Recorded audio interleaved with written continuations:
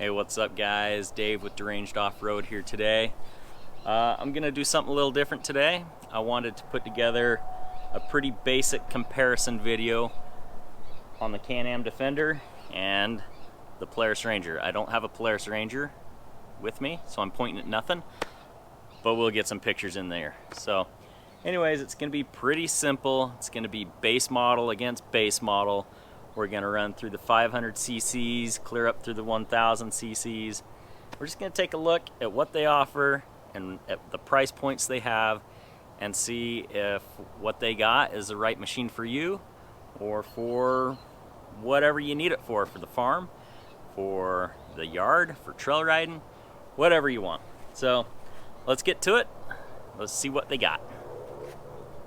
Forever young, or am I faking? On the tip of my tongue, there's a sarcasm waiting for you.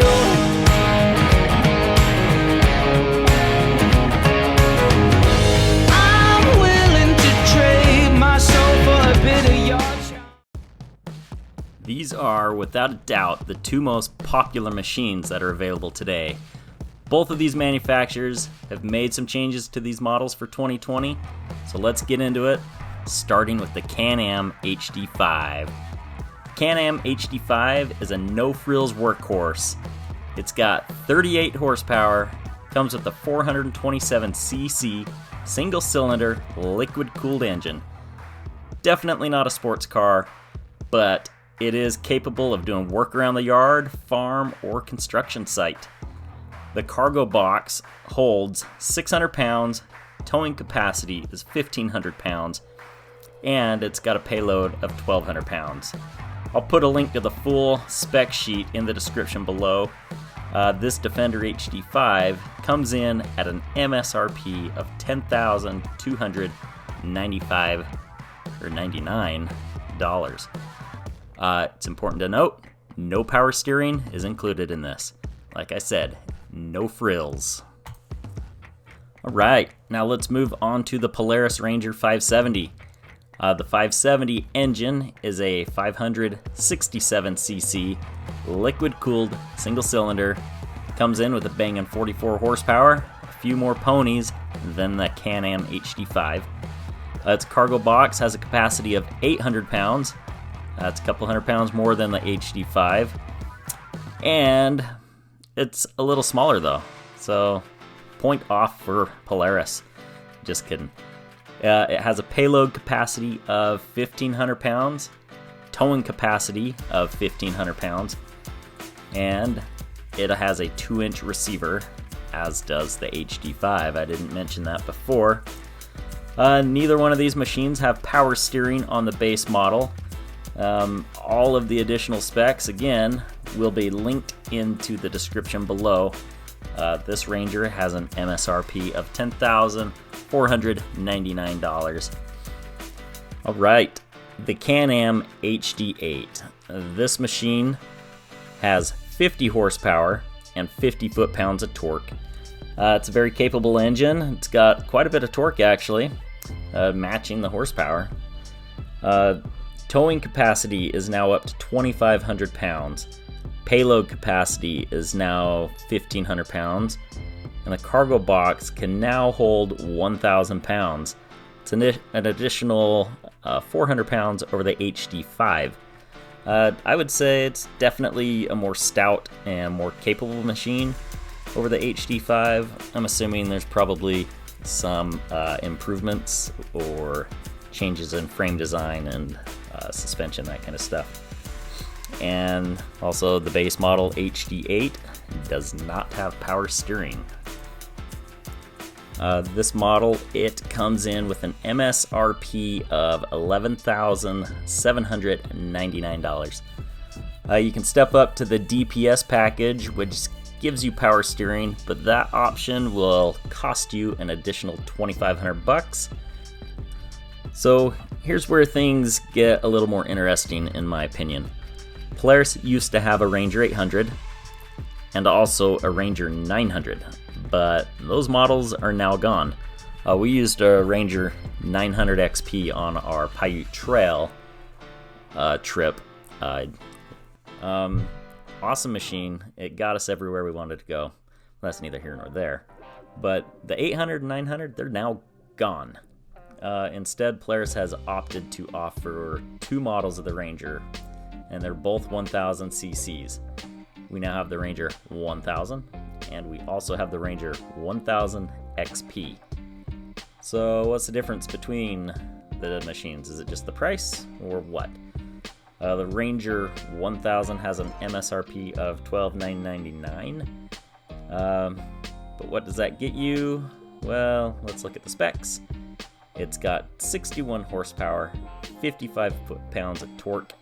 Side note, Can-Am 800 also has a little less horsepower at 50, but it's got 50 foot-pounds of torque. Payload capacity is 1,500 pounds. Towing capacity is 2,500 pounds. And the box in the back can hold 1,000 pounds. Now, the base model has no power steering. And again, MSRP is $12,999. Alright, so what does the Ranger 1000 XP get you? It gets you an MSRP of $16,899. But it comes in at 82 horsepower, 62 foot-pounds of torque, 1,000 pounds in the box, 1,500 pound payload, and 2,500 pound towing capacity. There's a bunch of other cosmetic things, different suspension that the XP has over the regular Ranger 1000. It's got a little more ground clearance, that kind of stuff. But, I mean, let me turn my page back here. It's like $4,000 difference between the XP and just the regular 1000. So that's kind of a lot of money. So you're going to have to look at the different specs. Again, link below down in the description. I'll have the full spec sheet links. Check it out. See what you guys think. Let me know what you guys think in the comments down below. See if it's worth that or not.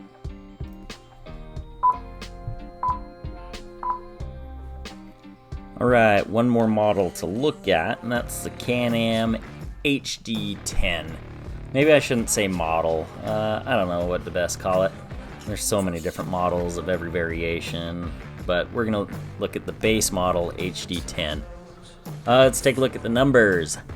976cc engine.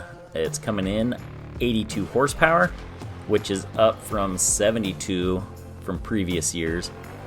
69 foot-pounds of torque, more than the Polaris XP 1000, which has 62 pounds. So that's kind of a big deal. 2,500 pounds of towing, 1,000 pound box capacity, 1,500 pound payload capacity. All of those are pretty much all in line with all the other manufacturers.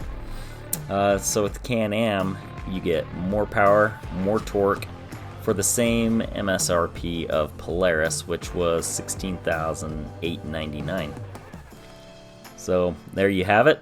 Pretty basic look at these two brands. I tried to compare just the base models and as bare bones as I could.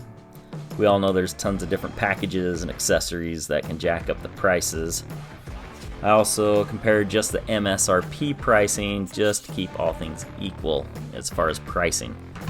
There will always be deals out there, and different dealers are always going to sell things at different prices. Anyways, I hope you found this informational, and maybe it'll help you with your buying decision.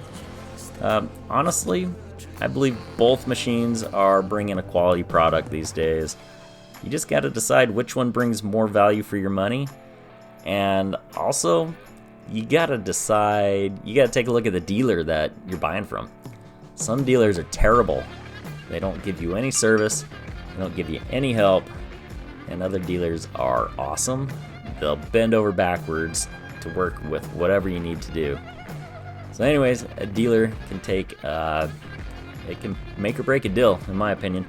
So anyways, go talk with the dealer, talk with the service manager, see if the salesmen are a bunch of jerk-offs or if they're awesome. There's a lot of both. Anyways, guys, hope you have a good day. Hope this helps, and we'll talk to you later.